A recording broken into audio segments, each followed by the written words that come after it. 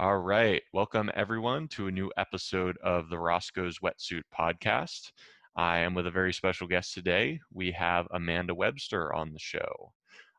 Amanda has a really interesting story to share. In 2018, she stood on the ledge of a Canadian hotel room ready to end her life. A song was playing at the right place at the right time that brought her down, and she made a pact with herself. She was going to give it all. She was going to give it her all for 1 year, and if she felt the same desolation after that, she would give herself permission to jump. The only problem was that she had no idea where to start. If she'd seen the counselors, taken the medications, journaled, and read as many self-help books as her brain could handle. Having majored as a mind-body wellness practitioner at the award-winning Southwest Institute of Healing Arts in 2011, with a specialty in holistic nutrition, she finally concluded that it was time to get back to basics. It wasn't eating a salad or taking a yoga class or reading a book. It was reconstructing my lifestyle and way of thinking as a whole. Amanda, welcome to the show. Thanks so much for having me. Absolutely. So, I'm curious, just as far as, with your journey of having, overcome so much stuff, kind of if you wouldn't if if it's cool talking about it, how did you sort of get into that dark place, and then what sort of helped kind of get you out of it? Well, interestingly enough, the thing that really triggered the downfall to ending up on that ledge was the suicide of Chester Bennington in 2017, the lead singer of Linkin Park, because that was my really my only healthy coping mechanism since my teen years, and I feel like it almost kept me from really processing grief because somewhere between that and the drugs and the self-harm and stuff, I never really truly processed losing my parents, being sexually assaulted. I never dealt with these situations. I either listened to the music to try to find connection, or I tried to numb myself out through drugs and other avenues. And I never really dealt with these things. So when the person that I looked to for strength took his life, everything just kind of started spiraling out of control for me. And I know that sounds very strange, that a celebrity death really spiraled things out of control, but it was a long time coming. Like, there was a long history of depression and self-harm and drugs, and that just happened to be the catalyst that put everything in motion to wind up on that ledge, because I felt like I had no security blanket anymore. I felt like I had nowhere to turn. I'd lost both my parents. I was a million miles away from my closest friends. So I really just didn't know where to turn. Like you said, I tried the professionals and that didn't work out. I definitely at the time gave it my best effort to find solace, to find some kind of treatment for the mental ailments, but nothing really worked. And I did end up in June of 2017 getting clean from self-harm and cocaine, but that actually almost made it worse, because then it's like, okay, well, now this thing that I was using to cope and to deal with the intensity of all these emotions wasn't there. So somewhere between June and October, things just spiraled completely out of control, in the sense that, okay, great, now I'm off the drugs, but the reason that they were there, the reason I was using in the first place, hadn't been dealt with. So just with life situations as they were, I had several very intense things happening at that time and no way to cope with them. And I wound up on the ledge. Right. So what was for you, what was the first steps of kind of kind of getting onto this path of recovery? Well, it was interesting because, like I said, at first I didn't really know what to do. It was just, I had this burning, like, I'm going to be happy. Like, you don't understand. I'm going to finally be happy, not just surviving. And that had never been something that was really seen as a goal for someone like me, because I had had these mental health issues for so long. And I remember going to my mental health professional after I got back from Canada, where the hotel ledge was, and I told her, I'm gonna be happy. Like, I'm tired of just trying to avoid killing myself. Like, I'm tired of just trying to avoid self-harm. I want to be happy. And she straight out told me, well, that's not really a possibility for someone like you that struggles with, these mental health disorders. And that was my breaking point where I really knew that I was going to get better one way or another. Like, at this point, yes, I had this life or death situation, but in the back of my mind, I'm like, well, if it doesn't work out, like if I try and I fail, then I can jump. I can end up ending it in the end. But this was like, now I have this bitter, like resentful, I need to prove them all wrong thing going on. Mm-hmm. So at that point, I kind of made a list of the things that I knew would make the most difference. Because medication never worked for me, so that wasn't really an option. So I started kind of making a list of the things that would make the biggest difference as far as nutrition. Because, like you said, I majored as a mind body wellness coach with a specialty in holistic nutrition, but I'd never really made the connection. Somehow I had this cognitive dissonance going on that I said, okay, well, if I'm eating this gluten-free vegan organic cupcake, then that must be healthy, right? So I'd had that narrative sold to me. So that was actually my first step, was cleaning up my nutrition regime, because I realized that, not giving my body the nutrients and the essential vitamins and minerals and stuff that it needed wasn't going to help me mentally, and that was going to make a big difference in the way that I treated my mental health issues. So that was my first step, was really kind of constructing a plan for that, of what I needed to remove, what I needed to add, and starting to get active, just flooding my body and my brain with all those feel good chemicals, the endorphins and the serotonin and stuff, and trying to manage the cortisol, because my adrenals were shot.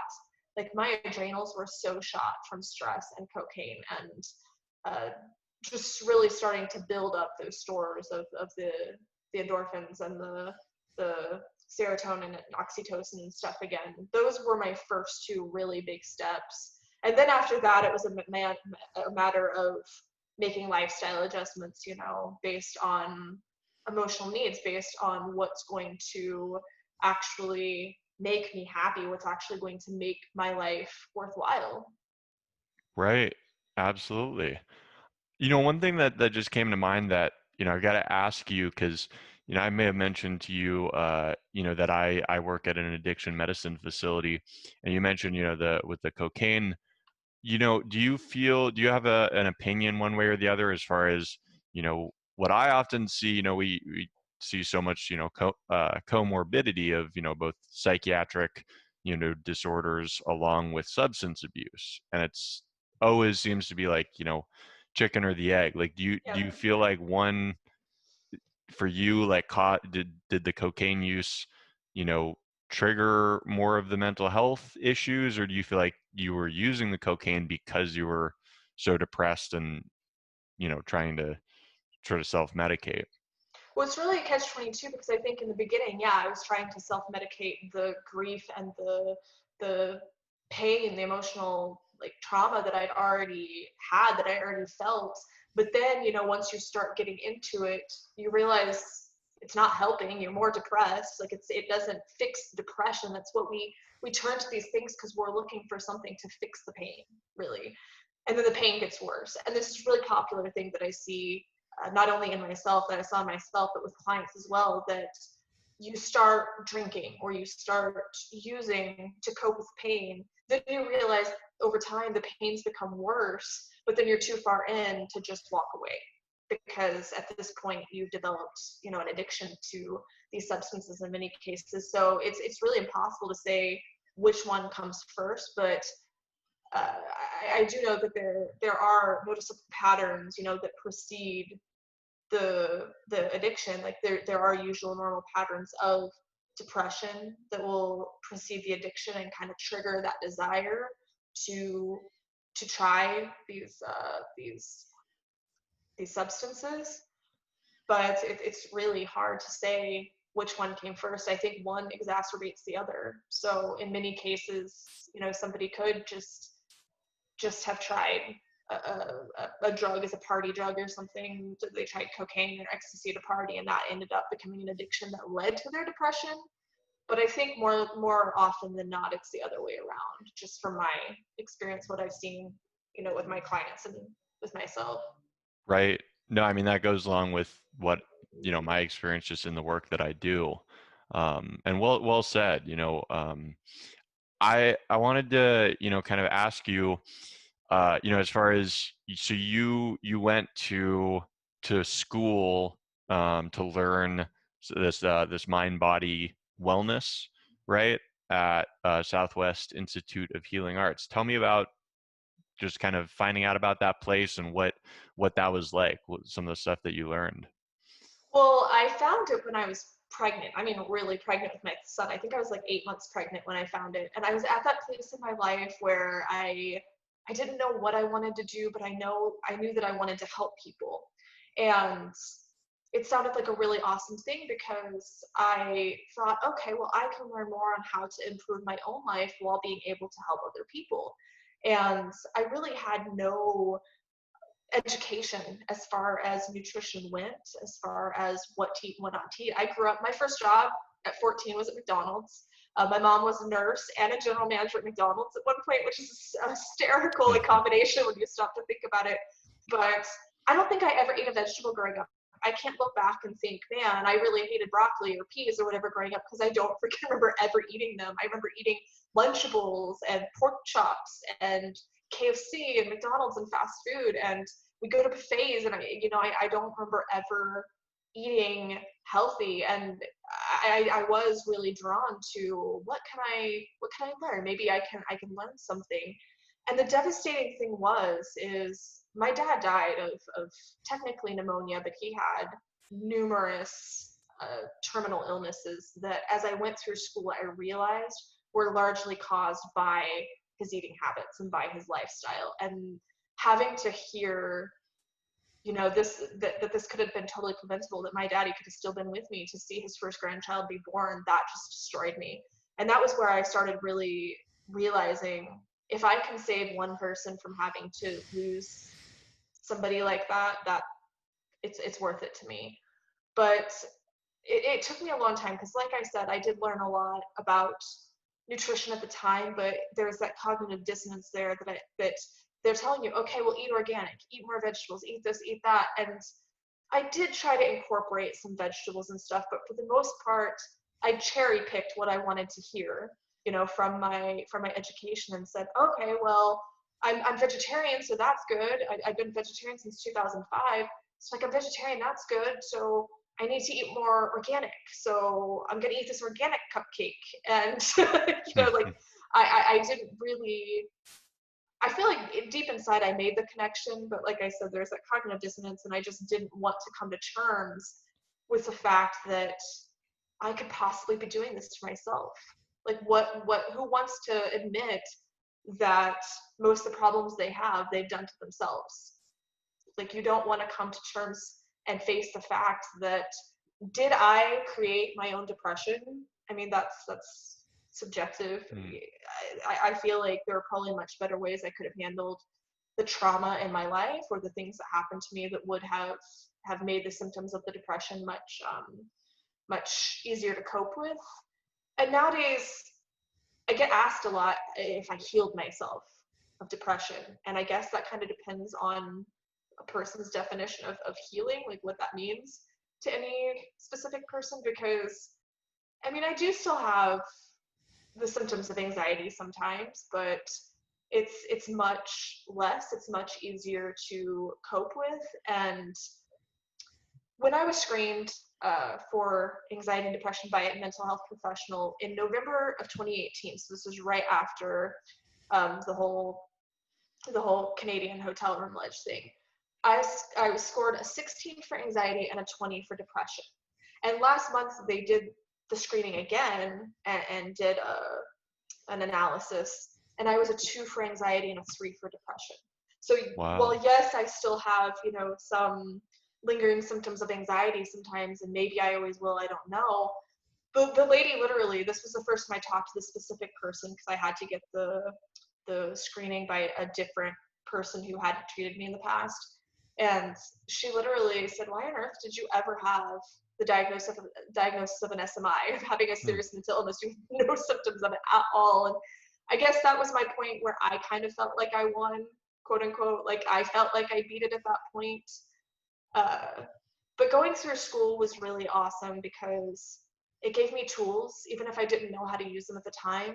It started planting those seeds and it started giving me those tools on what I needed to eliminate, what I needed to add. So then when I was ready, after this whole situation, when I was ready and I started, reviewing some of my stuff, and I started really sitting down with myself and saying, I knew this all along. What the hell was I doing?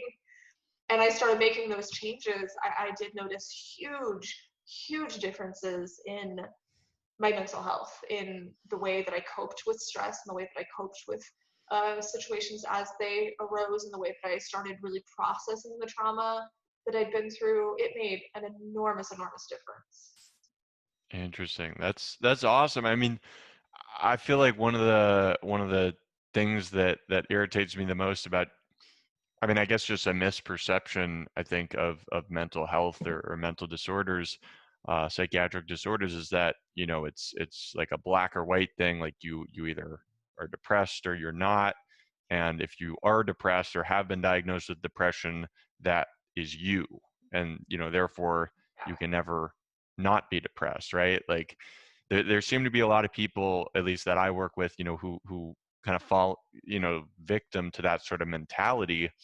And I think it's sort of like you're placing the power, you're sort of not, maybe sort of along the lines of what you were saying, as far as not really like taking responsibility for it, not saying it is your, that person's fault, that they're dealing with a certain thing, but at the same time, that, there's at least a big component that is in their control, if they choose to view it that way. I actually make it a huge point now when I do have hard days that I don't say, and I never tell anyone I have depression or I have anxiety.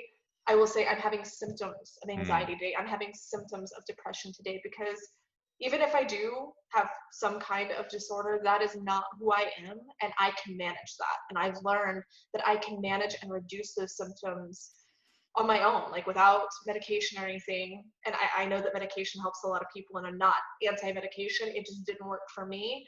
And I'm a very big proponent on, can we try the other stuff first? And then, move to that if that's necessary. I think medication should kind of be a last resort, for if the supplements didn't work, if the changing your lifestyle and your diet didn't work. But most cases of mild to moderate depression can be treated with lifestyle changes alone.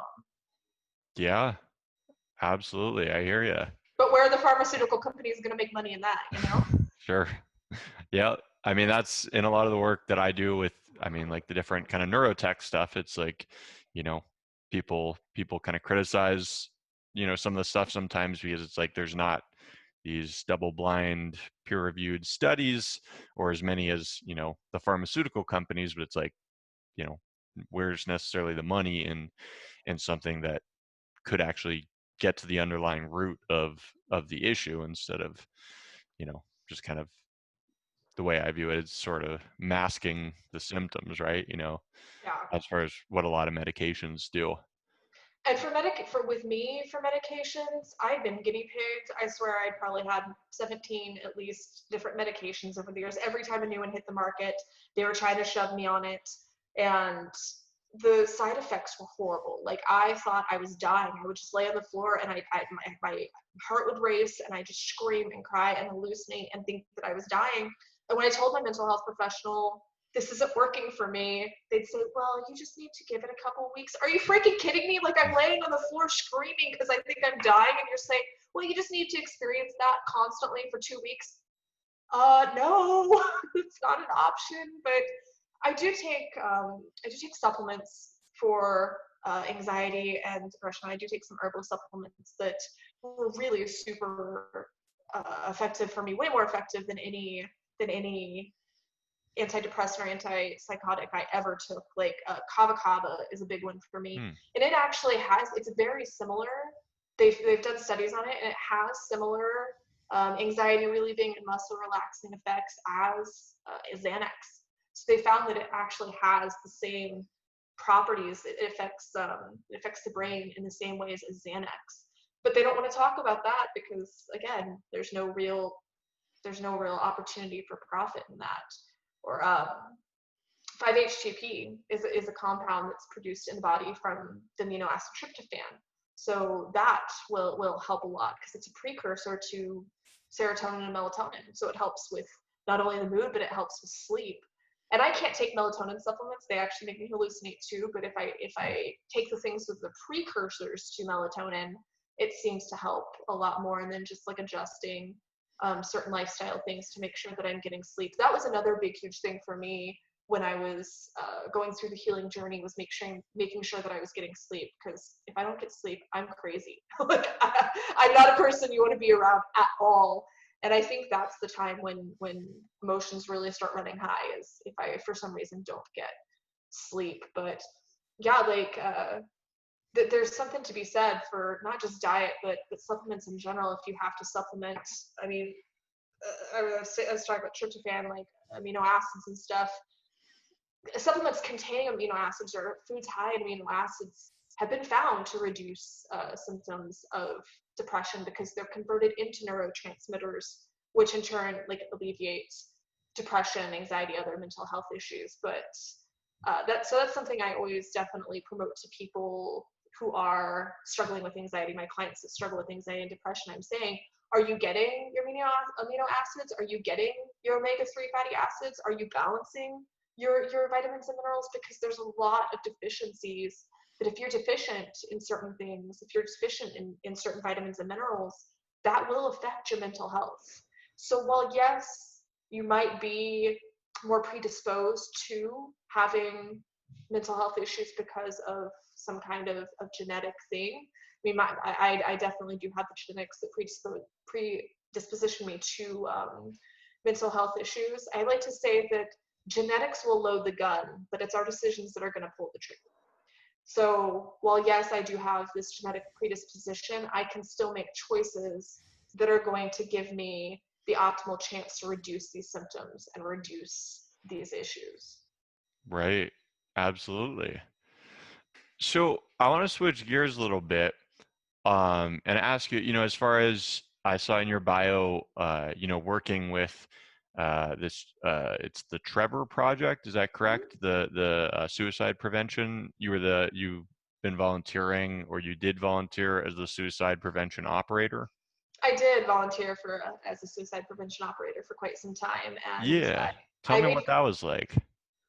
it was really it became very overwhelming after a while, just because I have a messiah complex. So of course I want to save every person, and there were situations where sometimes I didn't know what to do, or I'd worry if that person, once they got off the phone, really found what I had to say or what I had to offer useful.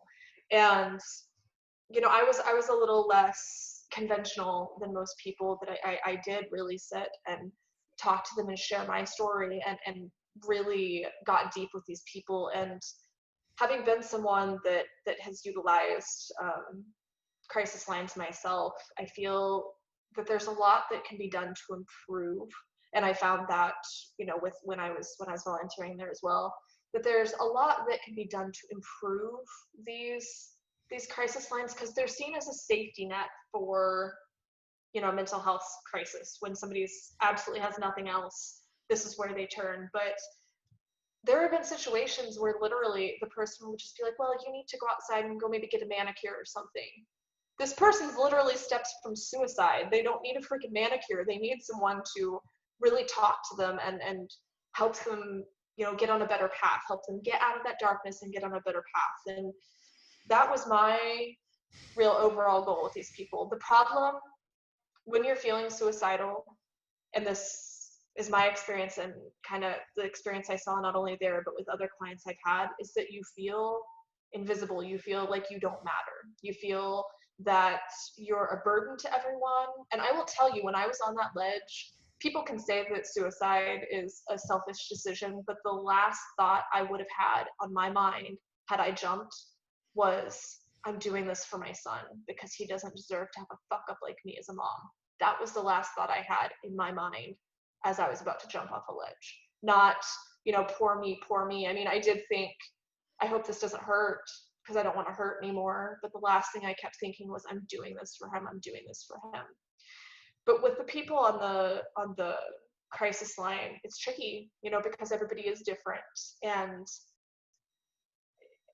sometimes the best thing you can do is just offer your own like personal experience with, hey, I've been there, and I found my way out, and let's see how we can help you out of this. Like, let's try to figure out how we can get you out of this darkness. So the real important thing is figuring out where they are, what the major problem is, and then helping them figure out how to get out of that.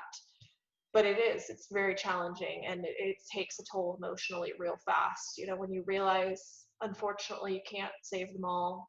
And that was something that I really struggled with. It started causing sleep issues at night because I was just wondering, oh God, that person, like, are they okay? I wish I could check up on them. I wish I could follow up and make sure that they were okay, like you would with a friend. If my friends have some kind of mental health crisis, I'm definitely going to follow back up and say, are you okay? I just want to check in. Do you need me to bring you dinner? Whatever the case is. But in those cases, you can't. And that was very hard for me to know that I had to just do the best I could and let it go. Right, right. And that was actually going to be I was going to ask you the next question, kind of about what sort of, skills, or, what enables someone to be successful.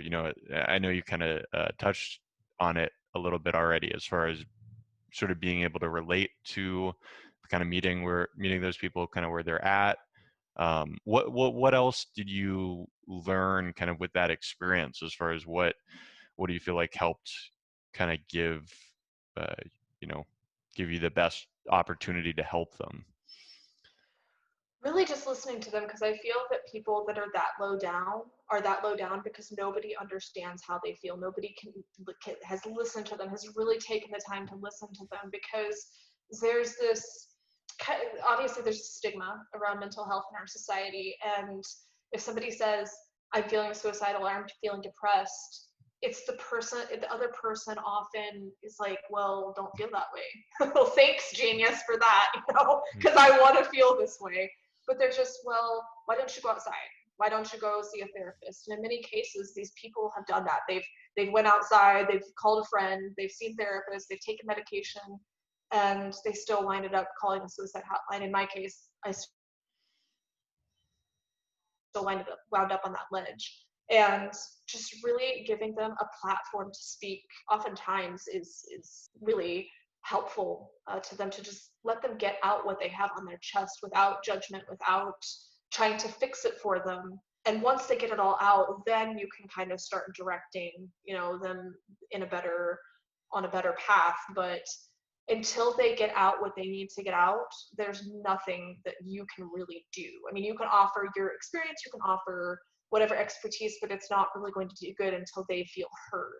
And that was the most important thing, was making them feel heard. And I kind of feel like it's my mission in life to make the people that feel invisible feel seen. That's all I really want. I want to be able to help those people that were where I was, that feel invisible, that feel like nobody gives a damn about them. I want them to know that they're seen. And I remember it wasn't the Trevor Project, it was the It Gets Better Project. I posted a video actually several years ago, so it was before my breakdown. But I just posted this video for the It Gets Better Project saying, no matter how bad things get, no matter how bad things are, it gets better. And I really want to make a new one now, just explaining my story, where I was and where I am now. But I often got emails or phone calls or stuff from, it was usually emails or messages from people who saw my video and said, I was just ready to be done until I saw your video. And that humbled me to my very core. But I remember a very specific phone call where this person, you could tell, was done. They were at their ledge. And I was panicking because I'm going, oh my God, I don't know what to do. Like, this person was, I got a lot of calls when I was at the Trevor Project, when I was volunteering there.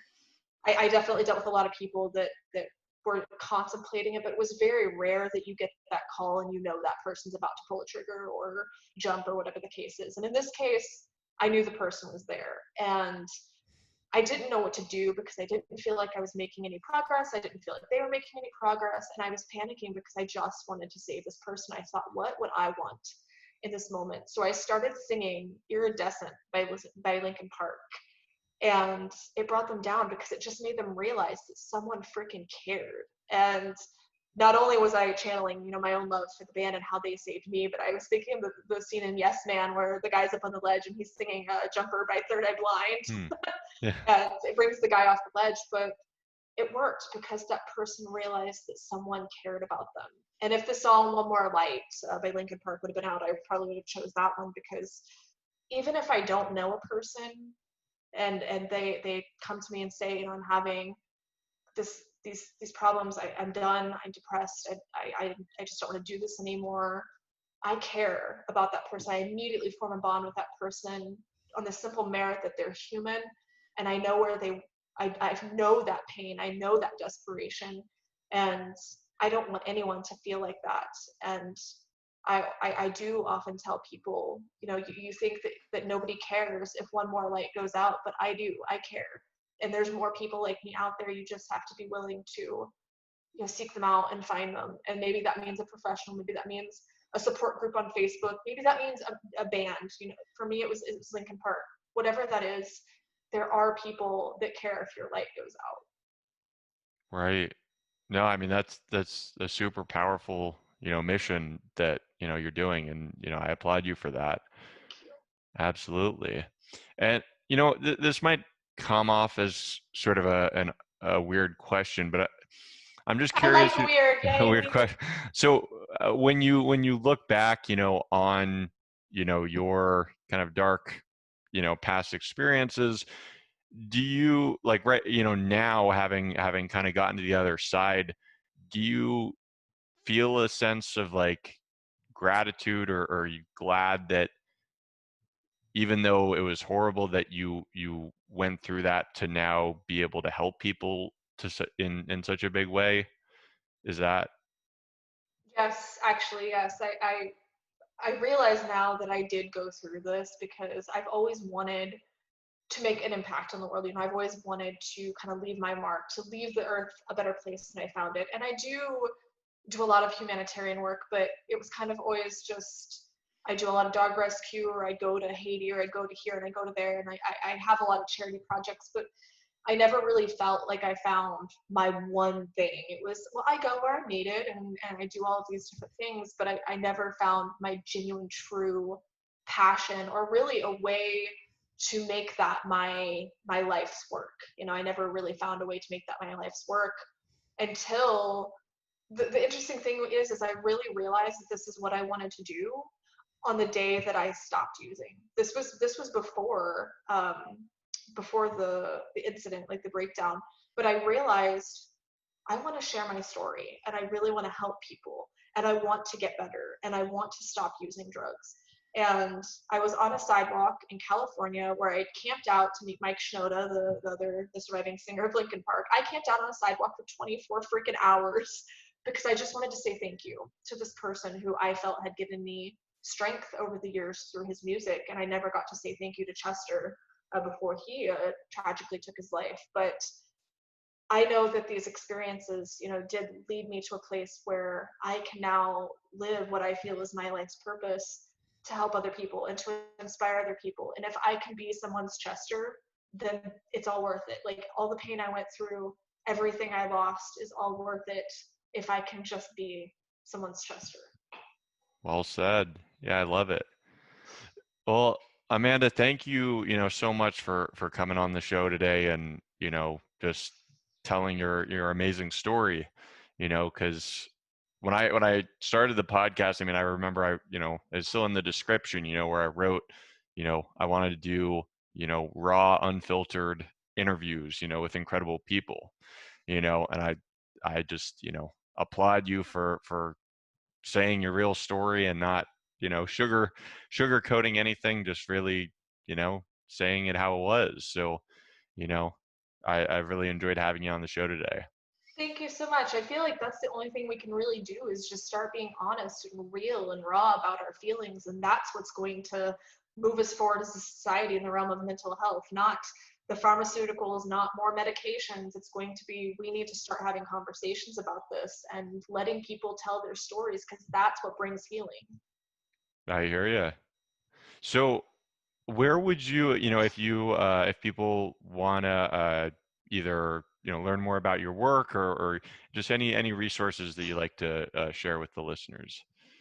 Yeah, my first one is obviously my website, amandawebsterhealth.com, where you can download a free PDF that has the top 10 nutrient deficiencies that affect mental health.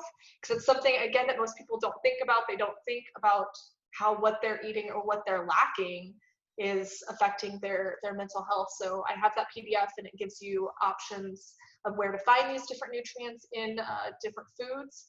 And of course, you can check me out on Instagram at Amanda Webster Health. And I just launched a YouTube channel that has not only different tips and stuff for mental health, physical health, but I've also been interviewing a variety of celebrities from Billy Bob Thornton, the actor, to Joe Cross from Fat, Sick, and Nearly Dead, to Eric Bischoff of wrestling fame, WWE, WCW wrestling fame. So it's been really exciting getting to talk to different people and just opening up this conversation on mental health. Right. And that is youtube.com/Amanda Webster Health. Awesome. Great. Well, and if you guys enjoyed the show today, go ahead and like and subscribe to our YouTube channel. We are Roscoe's Wetsuit. You can also find the audio versions of the podcast on Apple Podcasts, Spotify, and iHeartRadio. So go ahead and check us out any which way you want. Amanda, again, it was a pleasure having you on the show today. Thank you so much. Absolutely.